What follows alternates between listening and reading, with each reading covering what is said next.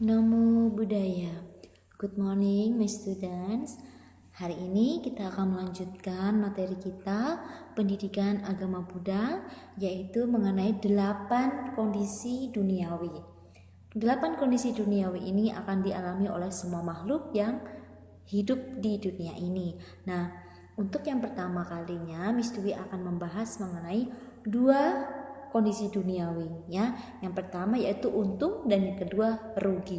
Untung dan rugi atau laba dan alaba. Nah, jadi pasangan pertama kondisi duniawi ini adalah untung dan rugi.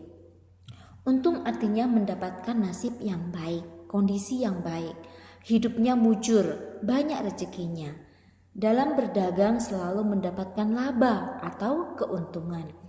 Rugi artinya tidak memperoleh sesuatu yang berguna, tidak memiliki nasib yang baik, tidak memiliki keberuntungan yang baik. Dalam hal berdagang, tidak mendapatkan laba atau keuntungan. Untung dan rugi adalah 2 hal yang selalu berpasangan dalam hidup ini. Umumnya, setiap orang menginginkan hidupnya selalu beruntung. Tetapi setiap orang juga tidak dapat menghindari yang namanya ketidakberuntungan atau kerugian atau merugi. Nah, hidup itu terkadang beruntung dan kadang merugi. Ya, jadi kadang kita untung, kadang kita rugi. Seperti para pedagang juga. Terkadang misalkan hari ini untung, besok rugi, besok untung, besok rugi lagi, atau untung lagi dan untung lagi. Ya, jadi tidak selalu untung, terkadang ada ruginya, terkadang ya biasa saja, balance seperti itu. Nah, setiap orang berharap untuk memperoleh keuntungan dan menghindari kerugian. Itu boleh-boleh saja, ya. Setiap keputusan ini harus diambil. Setiap keputusan itu memiliki untung dan ruginya masing-masing secara sekaligus. Tidak ada yang sepenuhnya untung dan tidak ada yang sepenuhnya rugi. Tetapi jika terlalu lama menimbang-nimbang dapat mengakibatkan kerugian, bukan keberuntungan. Ya, misalkan kita banyak sekali pemikiran, kalau saya jual ini untung atau rugi ya, kalau saya jual yang itu untung atau rugi ya. Jadi terlalu banyak berpikir. Akibatnya apa? Menyesal kemudian, merugilah kemudian. Nah, di sini ada satu cerita yang mengisahkan tentang untung dan rugi. Nah, kemudian nanti ada cerita satu lagi mengenai untung dan rugi. Nah, yang pertama, kisah si lebay yang malang. Ya, cerita ini berasal dari Sumatera Barat. Namanya lebay. Ya, lebay adalah seseorang yang lugu dan baik hati. Tetapi dalam memutuskan sesuatu, selalu saja menimbang-nimbang untung dan rugi. Suatu hari, lebay mendapat 2 undangan pesta pernikahan. Undangan pertama berasal dari kerabat jauhnya di hulu sungai. Dan yang satunya berasal dari muridnya di hilir sungai. Keduanya diadakan pada hari dan jam yang sama. Lebay pun menimbang-nimbang untung dan ruginya undangan siapa yang akan didatanginya. Sampai tiba waktunya, lebay masih belum juga memutuskan. Setelah berpikir ingin mendapatkan untung besar, maka dia memutuskan untuk menghadiri kedua pesta tersebut. Dia tak mau rugi, karena tuan rumah pertama menjanjikan kepala sapi untuknya. Dan tuan rumah kedua menjanjikan 2 kepala kambing. Si lebay bersiap untuk mendayung perahunya. Ketika sedang mendayung perahunya ke tempat kerabatnya di hulu, dia berpikir tidak mau rugi. Karena masakan muridnya di hilir lebih enak. Maka lebay pun berbalik mendayung perahunya ke arah hilir. Tetapi dalam perjalanannya, dia berjumpa dengan tamu-tamu yang baru saja pulang. Mereka bercerita bahwa tamu di hilir sangat banyak dan berdesak-desakan mengambil makanan. Mendengar berita itu, lebay pun berpikir tidak mau rugi karena jika sampai di hilir pasti makanan sudah habis.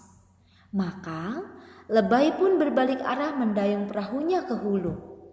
Sesampainya di tempat pesta kerabatnya, ternyata pesta telah usai, pesta telah selesai. Semua makanan sudah habis. Kerabatnya menyambut Lebay dan meminta maaf karena dikiranya Lebay tidak jadi datang. Sehingga kepala sapinya telah diberikan untuk orang lain, untuk tamu lain yang sedang datang atau yang sudah datang. Akhirnya Lebay mengarahkan perahunya menuju ke hilir untuk menghadiri undangan pesta muridnya. Namun setelah sampai, pesta juga telah usai. Semua makanan sudah habis. Muridnya menyambut dan meminta maaf. Maafkan aku, guru. Aku kira guru tidak mau datang. Jadi kepala kambingnya sudah kuberikan kepada orang lain. Dengan gontai, Lebay meninggalkan pesta.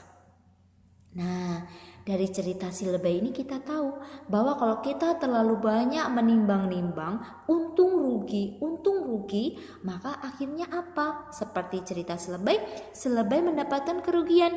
Dia tidak bisa makan di tempat kerabatnya dan dia tidak bisa makan di tempat muridnya. Nah, jadi kita harus pilih satu saja supaya kita beruntung. Kalau misalkan mau di tempat yang satu, ya sudah di tempat yang satu saja. Jangan dua-duanya ingin menghadiri pesta padahal jamnya sama, ya. Nah, kemudian cerita yang kedua, ada siswa Buddha yang hidupnya selalu beruntung, selalu memiliki keberuntungan. Namanya Biku Siwali. Biku Siwali. Bahkan sejak di dalam kandungan, Biku Siwali selalu membawa keberuntungan bagi orang tuanya. Hingga ketika menjadi biku pun, dia juga membawa keberuntungan bagi siapapun yang berada bersamanya. Suatu hari, Buddha mengajak Biku Siwali untuk menempuh perjalanan ke tempat Biku Rewata. Perjalanan ke tempat tersebut sangat sulit dan jarang ada orang yang mendermakan makanan. Sangat sulit menemukan orang yang berdana makanan.